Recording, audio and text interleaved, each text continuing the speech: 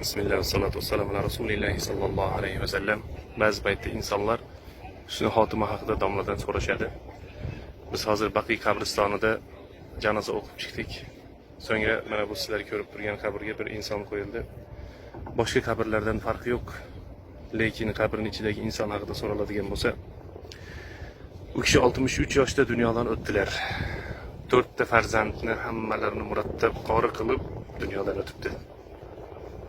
Payg'ambarimiz sallallohu alayhi va sallamni masjidlarida, tahorat qilgan holatlarida, tahajjud namozlarida hamda sajda qilib turgan paytlarida va yana ham ajablanarligi Qur'oni Karimni to'liq tafsirini yozib bitgandan so'ng mana shu inson dunyodan o'tdi.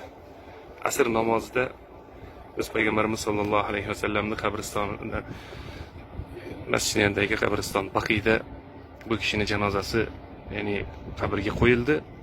Alloh subhanahu va taolo hammalarimizga ham shunday go'zal xotimalarni bersin.